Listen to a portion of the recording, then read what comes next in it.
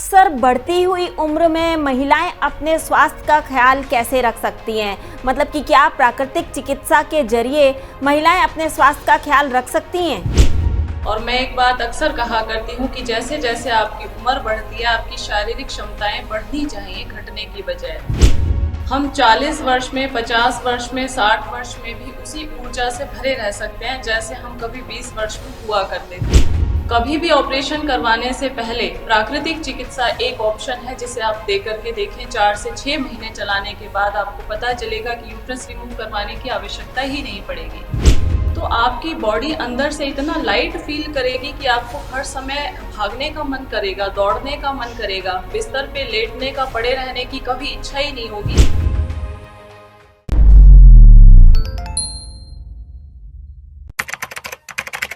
नमस्कार, D5 channel Hindi देख रहे दर्शकों का मैं वंदना स्वागत करती हूँ। आज हम जुड़े हैं नेचुरोपैथी की डॉक्टर विजाता आर्य जी से, जो कि वरिष्ठ प्राकृतिक चिकित्सक हैं।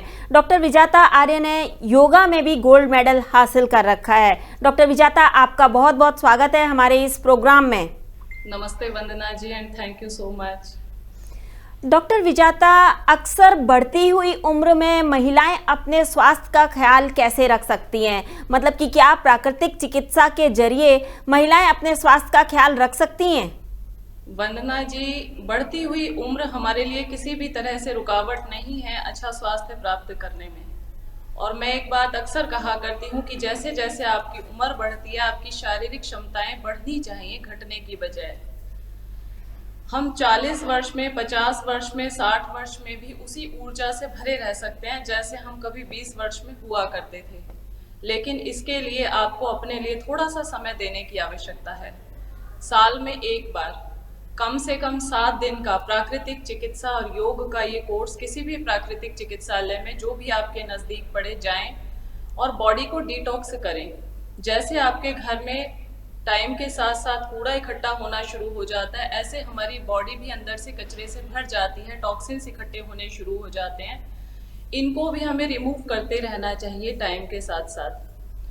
तो साल में एक बार अगर हर औरत, हर लेडी प्राकृतिक चिकित्सा कर ले 7 दिन के लिए, और घर में आने के बाद उस रूटीन को जब भी कभी बीमार हो जाए तो चला लें, या समय है, सैटरडे संडे का टाइम है आपके पास, तो उस रूटीन को जो आपने प्राकृतिक चिकित्सालय में सीखा है चलाते रहें, तो आपकी बॉडी अंदर से इतना लाइट फील करेगी कि आपको हर समय भागने का मन करेगा, दौड़ने का मन करेगा, बिस्तर पे लेटने का, पड़े रहने की कभी इच्छा ही नहीं होगी। और ये मैं खुद अपने अनुभव से कहती हूँ। 40 वर्ष से ऊपर की जो भी महिलाएं हैं उन सबके लिए मेरा यही मैसेज है कि आप योग और प्राकृतिक चिकित्सा से पूरी तरह से स्वस्थ रहते हुए जीवन बिता सकते हैं। किसी तरह से ये ना सोचें कि हम तो औरतें हैं कि शायद डिलीवरी के बाद उनको पेट की समस्याएं हैं या जॉइंट्स की प्रॉब्लम है, कमर दर्द है, घुटनों का दर्द है, यूट्रस की प्रॉब्लम है, ओवरी की प्रॉब्लम है, ये सब होनी ही होती है। कई बार हम इन सब चीज़ों को ऐसे अडॉप्ट कर लेते हैं कि ये तो हमारा लाइफस्टाइल ही बन चुका है, क्योंकि हम लेडी हैं, हमें तो मोटापा आना ही है, हमारा तो यूट्रस रिमूव होना ही है, क्योंकि अभी बच्चे पैदा करने की आवश्यकता नहीं। कोई भी अंग ऐसा नहीं है हमारे शरीर के अंदर जो यूजलेस हो, वेस्ट हो, जिसकी हमें ज़रूरत ना हो। इसलिए आप कभी भी ये ना सोचें कि यूट्रस की अब हमें ज़रूरत नहीं है, बच्चे पैदा हो चुके हैं तो इसको रिमूव करवा दें। कभी भी ऑपरेशन करवाने से पहले प्राकृतिक चिकित्सा एक ऑप्शन है जिसे आप दे करके देखें। 4 से 6 महीने चलाने के बाद आपको पता चलेगा कि यूट्रस रिमूव करवाने की आवश्यकता ही नहीं पड़ेगी। 40 से ऊपर की महिलाएं अक्सर ये सोचती हैं कि बोन्स वीक हो गई हैं, ऐसे में वो दवाइयों का सहारा लेती हैं, तो क्या यह सही है? देखिए, ईश्वर ने हमारे शरीर की रचना ऐसी की है कि हमें किसी दवाई की बाहर से आवश्यकता नहीं पड़ती। धूप से हमें जब सनलाइट मिलती है तो हमारी बोन्स स्ट्रांग बनती हैं, हमारे अंदर विटामिन डी आता है, और जब विटामिन डी पूरा हो जाता है तो हमारे अंदर जो हम कैल्शियम खाते हैं, और हर प्रकार की सब्जियों के अंदर, फलों के अंदर कैल्शियम होता है। कई बार हमारे मन में ये मिथ होता है कि हमें ज़्यादा से ज़्यादा हाई प्रोटीन डाइट लेनी है, ये हाई कैल्शियम डाइट लेनी है। जितना भी आप नेचुरल फूड खा रहे हैं, जो भी प्रकृति का देन है, ईश्वर की देन है, उसके अंदर सब कुछ है। आपको ये देखने की आवश्यकता नहीं है कि अलग से मुझे कोई सप्लीमेंट खाना है जिससे मेरी बोन्स स्ट्रांग बने। आजकल हम देख रहे हैं कि पेठे का जूस है या बेल पत्थर का जूस है, कैल्शियम भरपूर है इनके अंदर। कोई भी प्राकृतिक आहार, कच्चा नारियल की गिरी अगर हम खाते हैं तो उसके अंदर भरपूर कैल्शियम है। हमें अलग से कोई सप्लीमेंट खाने की जरूरत कभी भी नहीं पड़ती है। बस आपकी डाइट ही बहुत अच्छी होनी चाहिए, प्राकृतिक होनी चाहिए। और इसके साथ साथ जो एक बात मैं बहुत जरूरी समझती हूँ, एक्सरसाइज, आसन, प्राणायाम और कुछ व्यायाम आपके डेली रूटीन में शामिल होना चाहिए। आज मैं उसी का पैकेज आपके लिए लेकर के आई हूँ कि डाइट एक अच्छी हेल्दी डाइट होनी चाहिए जिसमें स्प्राउट्स हों, भीगे हुए ड्राई फ्रूट्स हों, कच्चे सब्जियां हों, फल हों, जूसेस हों, नारियल पानी हो, खूब सारा नींबू पानी, शहद दिन में आप पिए और पूरी तरह से एनर्जी से भरे हुए रहें। बढ़ती उम्र में अक्सर महिलाओं को मोनोपॉज की स्थिति भी आती है और ऐसे में हार्मोनल चेंजेस होते हैं तो उनकी डाइट का भी उनके सेहत पे फर्क पड़ता है। तो ऐसे में क्या खाना पीना चाहिए, क्या नहीं खाना पीना चाहिए, डाइट कैसी होनी चाहिए? मेनोपॉज के टाइम पे बॉडी में कई तरह के चेंजेस आते हैं। कई बार वीकनेस फील होती है, ओवर ब्लीडिंग होती है, वो कई महीनों तक स्टॉप भी नहीं होती है। इस वजह से बॉडी के अंदर कई बार एनीमिया भी हो जाता है। तो ये सारी प्रॉब्लम, मूड स्विंग बहुत ज़्यादा होता रहता है। तो ये सारी प्रॉब्लम होती हैं शुरू। उससे बचने के लिए हमें सबसे पहला रूटीन अपना एक्सरसाइज जरूर करनी चाहिए। किसी भी फॉर्म में आप करें, रस्सी कूदना है या गार्डनिंग करना है, स्विमिंग करना है, आसन करना है, प्राणायाम करना है। आपकी फिजिकल मूवमेंट जिन लेडीज़ की होती रहती है बचपन से, उनको मेनोपॉज के टाइम पे बहुत ही लाइट फील होता है, ज़्यादा हैट्रिक नहीं होता है, बहुत ज़्यादा ऐसा नहीं लगता है कि कोई सिचुएशन हैंडल नहीं हो पा रही है। तो फिजिकल मूवमेंट जिन लेडीज़ की होती रहती है, वर्कआउट होता रहता है, उनको मेनोपॉज भी बहुत इजीली उनका चला जाता है। इस समय में हमारी डाइट बहुत ही हल्की भी होनी चाहिए लेकिन पौष्टिक होनी चाहिए। डाइट ज़्यादा नहीं खाना है आपको, लेकिन थोड़ी क्वांटिटी में पौष्टिक भोजन खाना है। जैसे सुबह जल्दी उठना है, पानी पीना है, पानी पीने के साथ आंवला एलोवेरा जूस है। ये आंवला एलोवेरा जूस हर बार मैं क्यों बताती हूँ, ये कोई दवाई नहीं है। कई बार लोग इसको मेडिसिन समझ के लेना शुरू कर देते हैं। आंवला एलोवेरा एक फूड सब्स्टिट्यूट है कि इतनी क्वांटिटी में विटामिन सी हमें ज़रूर लेना चाहिए। इतनी मात्रा में एलोवेरा के रूप में हमें फाइबर ज़रूर लेना चाहिए जो हमारी बॉडी को अंदर जा कर के डिटॉक्सिफाइड कर दे। इसके बाद मॉर्निंग में आपका 1-1.5 घंटे का आसन प्राणायाम का रूटीन या वॉक का रूटीन जरूर होना चाहिए खुली हवा के अंदर। ये आपको स्ट्रेस फ्री लाइफ दिलाएगा, स्ट्रेस में जाने नहीं देगा। स्ट्रेस में रहने वाली लेडीज़ को मेनोपॉज के टाइम पे कई तरह की प्रॉब्लम शुरू हो जाती हैं, इसलिए स्ट्रेस रिलीव करना बहुत ज़रूरी है। इसके बाद ब्रेकफास्ट में जूस ले सकते हैं, सीजनल जो भी सस्ता है अवेलेबल है उसका आप जूस ले सकते हैं। पेठे का जूस है, मौसमी का जूस है, पाइनएप्पल है, बेल पत्थर आजकल इस मौसम में आ चुका है और मैं बेल पत्थर को वरदान बोलती हूँ गर्मियों का। ये बहुत अच्छा वरदान है, इसको आपने ज़रूर लेना है। ये हमारा कैल्शियम भी इसके अंदर बहुत है, फाइबर भी बहुत ज़्यादा है और हमारे इंटेस्टाइन को जो डिस्टर्ब रहता है हमेशा ही बहुत अच्छा कर देता है। हमारी आंतों को बहुत ही ताकत प्रदान करता है, कॉन्स्टिपेशन के लिए बहुत अच्छा है। सुबह ब्रेकफास्ट में जूस या बेल जूस या फ्रूट्स प्लेट भर के वो आप खा सकते हैं। इनमें से कोई भी ड्राई फ्रूट्स रात को सोक कर दें, मुनक्का, बादाम, किशमिश, अंजीर, छुआरा, ये आप 2-2, 4-4 क्वांटिटी एक पर्सन के हिसाब से रात को पानी में भिगो दें और सुबह इनको नाश्ते में खा लें। अगर खाना नहीं चाहते हैं तो गर्मियाँ आ गई हैं, आप सौंफ, बादाम, किशमिश और इलायची, काली मिर्च, खसखस, ये सारी चीज़ें रात को भिगो करके इनको पीस करके ठंडाई भी बना सकते हैं, क्योंकि बॉडी के अंदर तरावट भी आएगी, आपके स्ट्रेंथ भी फील होगी, वीकनेस फील नहीं होगी। आजकल लेडीज़ की सबसे ज़्यादा प्रॉब्लम यही हो रही है कि उनको वीकनेस फील होती रहती है, हर समय चक्कर सा आता रहता है, सिर घूमता रहता है, थोड़ा सा काम करते ही थकावट हो जाती है, थक जाती है। तो इसके लिए ये ठंडाई जो मैंने आपको बताई है, एक व्यक्ति के लिए 5 बादाम और उसके साथ 2 चम्मच खसखस, 5 इलायची, 5 काली मिर्च और खरबूजे के बीज जिसको हम मगज भी बोलते हैं, ये आप इसके साथ ही ऐड कर दें। सौंफ 2-3 चम्मच और ये आप भिगो दें, रात को पानी में सोक कर दें और इसको पीस करके एक व्यक्ति के लिए बहुत अच्छी ड्रिंक तैयार हो जाती है। इसको आप गर्मियों में, पूरी गर्मियों में पी सकते हैं। नींबू पानी, शहद ले सकते हैं, नारियल पानी ले सकते हैं। सुबह का जो आपका ब्रेकफास्ट है वो सबसे अच्छा होना चाहिए, क्योंकि जो सबसे अच्छा भोजन है वो हमें अपना ब्रेकफास्ट रखना चाहिए। सुबह फल, सब्जियां, सलाद, ड्राई फ्रूट्स ये ज़रूर आपको अपने डाइट में शामिल करना चाहिए, जिससे पूरे दिन भर अगर आप इतना अच्छी डाइट नहीं भी खा सकते हैं, कुछ गड़बड़ हो भी जाए तो सुबह उसकी आपकी पूर्ति हो जाए, आपका पूरी बॉडी अपने न्यूट्रिशंस को ले सके मॉर्निंग ब्रेकफास्ट से। दोपहर के समय 11, 12, 1 बजे के बीच में जब आप लंच करने बैठें तो कच्ची सब्जियां जिसके अंदर खीरा है, टमाटर है, ककड़ी है, प्याज है, ये सब आपको सैलेड के रूप में दोपहर में ज़रूर खाना है। कई लोग प्याज लहसुन को अवॉइड करते हैं, लेकिन प्याज लहसुन एक तरह की मेडिसन है, हर्बल प्लांट्स हैं ये, और हमें ज़रूर इस्तेमाल करना चाहिए। इससे हमें इस समय में लू लगने की संभावना ख़त्म हो जाती है, बॉडी के अंदर हीट मैनेज रहती है।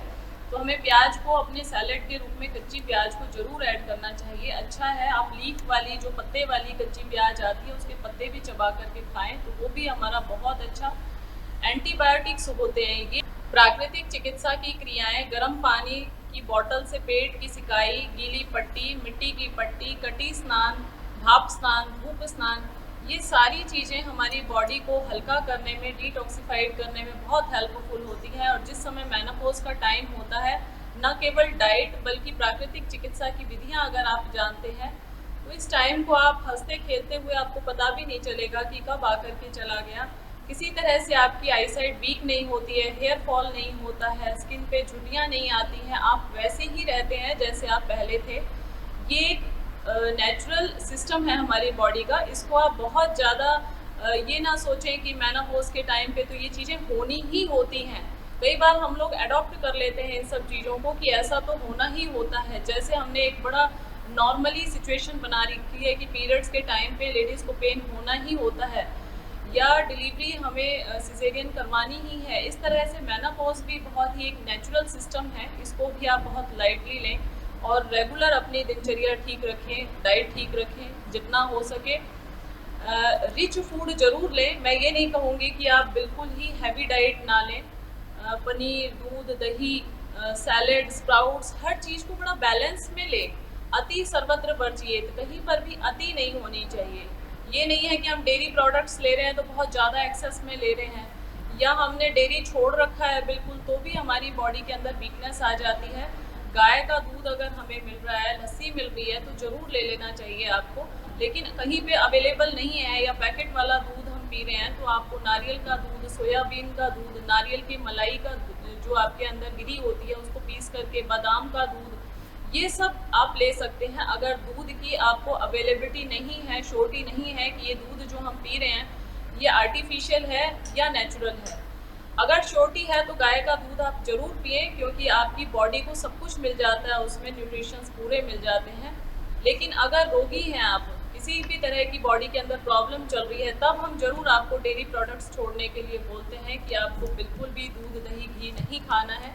लेकिन अगर आप नॉर्मल पर्सन हैं, आपको कोई विशेष रोग नहीं है, तो फिर आप ये सारी चीज़ें खा सकते हैं बॉडी के अंदर स्ट्रेंथ, ताकत बनाए रखने के लिए। 40 से ऊपर की महिलाओं को कौन से योग, आसन, प्राणायाम करने चाहिए, या फिर हम ये कहें कि वर्कआउट किस टाइप का होना चाहिए उनका?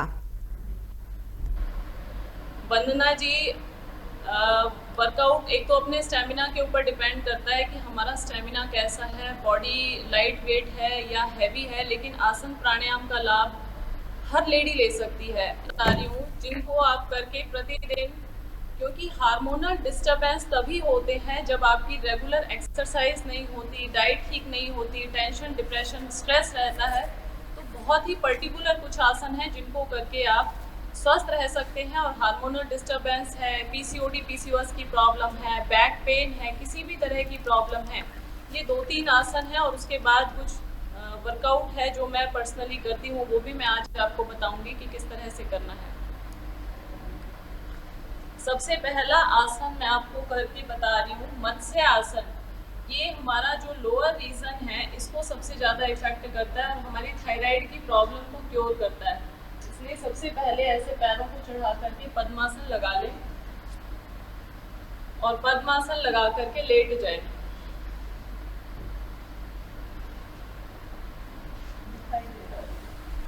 धीरे धीरे गर्दन को अंदर फोल्ड कर दें और पैरों के अंगूठे को ग्रिप बना करके पकड़ लें।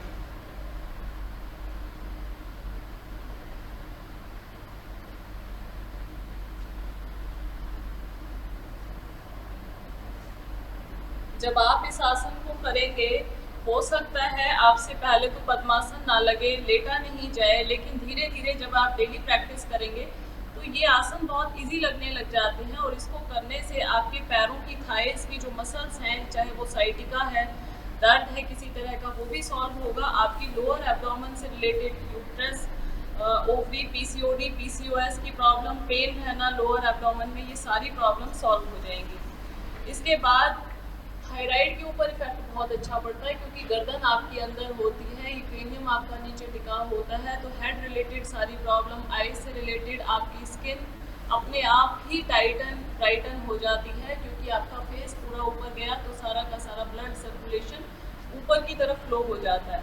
इसके बाद दूसरा आसन है उष्ट्रासन।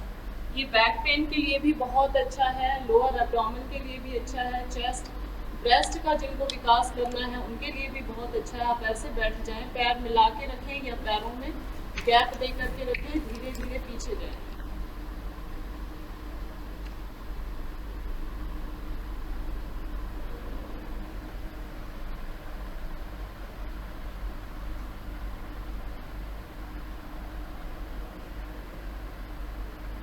ये उष्ट्रासन हमारी बैक पेन से लेकर के पेट, चेस्ट, गर्दन, पूरा फेस और हमारी थाइस, मैं बहुत शॉर्ट में आज कुछ आसन बता रही हूँ जो हमारी पूरी बॉडी को इफेक्ट करते हैं। वैसे तो बहुत सारे आसन हैं, लेकिन इन कुछ आसनों को करने से आप हार्मोन्स की प्रॉब्लम, बढ़ती हुई एज की प्रॉब्लम, जो भी है समस्याएं लेडीज की, सबको सॉल्व कर सकते हैं।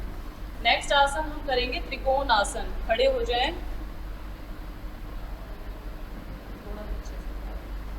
एक पैर को बाहर की ओर निकाल करके धीरे धीरे नीचे जाएं और हाथ पूरा टिका दें नीचे, ऊपर वाले हाथ को देखें।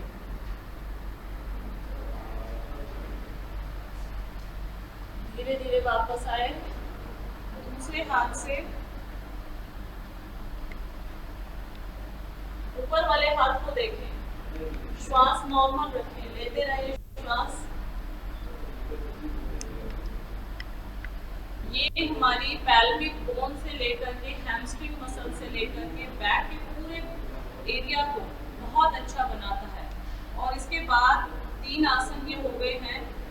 मैं कुछ एक्सरसाइज ऐसी करके दिखाऊंगी जो दंड जिसको हम कहते हैं हनुमान दंड, जैसे एक पैर आगे रखें यहाँ पे और एक पैर पीछे रखें।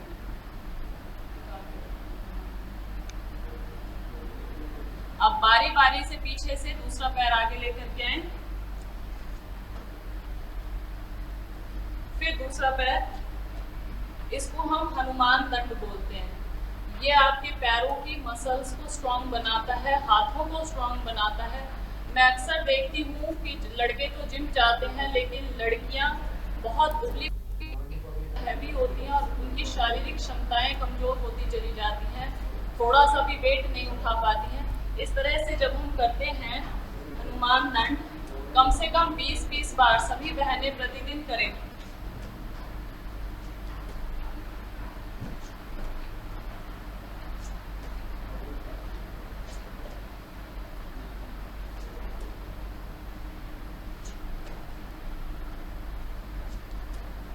ये हनुमान दंड हो गया। इसके बाद जब हम करते हैं माउंटेन पोज, इस तरह से दोनों पैर पीछे और नाभि को देखेंगे। ये माउंटेन पोज हमारे हाथों को स्ट्रेंथन करता है, कोर मसल्स को स्ट्रेंथन करता है, हमारे कंधों को बहुत मजबूत बना देता है। इसके बाद आज वंदना जी मेरे पास चक्की भी है। एक कहावत है हमारे यहाँ पे कि पुरुषों को कस्सी और औरतों को चक्की जरूर चलानी चाहिए अगर वो स्वस्थ रहना चाहते हैं। ये रस्सी है स्किपिंग रोप, कम से कम 100 से 300 बार रस्सी जरूर कूदनी चाहिए। और ये है मुद्दर। अभी इसका क्या यूज है देखिए, हमारे हाथ कमजोर क्यों हो गए क्योंकि हमने वेट उठाना बंद कर दिया। हमारी हड्डियां क्यों कमजोर हो गई? लोग खाते रहे 10-10, 20-20 साल तक दवाइयाँ, कैल्शियम की, विटामिन डी की, आयरन की। वो डेफिशिएंसी जब तक दूर नहीं होगी, जब तक आप बॉडी को मजबूत नहीं बनाएंगे। इस मुग्दर को कैसे चलाना है, क्या क्या सावधानियां रखनी है, और लेडीज के लिए बहुत अच्छा है ये। जितनी भी पीसीओडी, पीसीओएस की प्रॉब्लम है, कोर मसल्स को इतना स्ट्रेंथन बना लो कि आपको पेट से रिलेटेड प्रॉब्लम हो ही ना। तो उसके लिए आपको इसका प्रयोग जरूर करना चाहिए घर में। आप लाइट वेट भी ले सकते हैं, ये 10 किलो का है, लेकिन स्टार्टिंग में आप हल्का लें।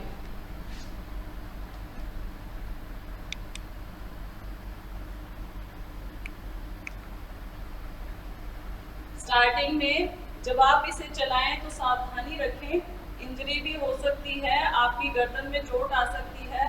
तो बड़ी सावधानी से शुरू में कम वेट वाला लें, फिर धीरे धीरे वेट बढ़ाएं। इस तरह से पूरा घुमाएं।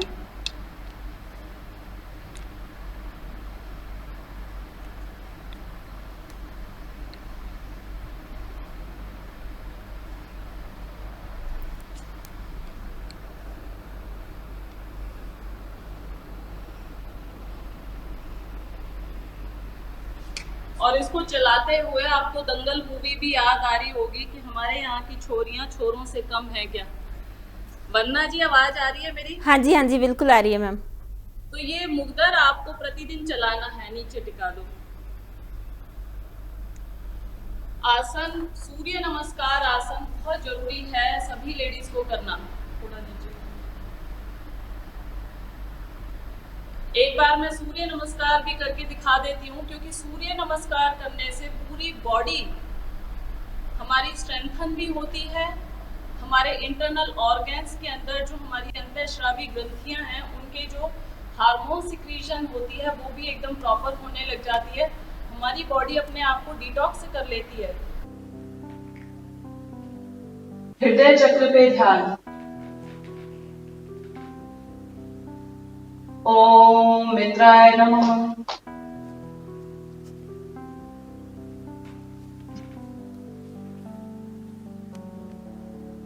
ओम सूर्याय नमः। ओम भान्वे नमः।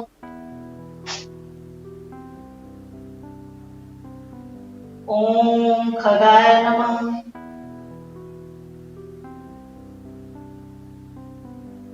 ओम पूषणे नमः।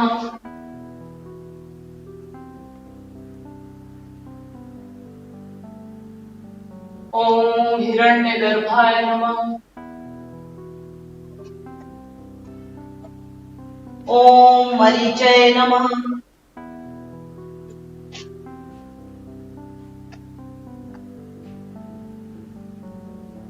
ओम आदित्याय नमः। ओम सवित्रे नमः।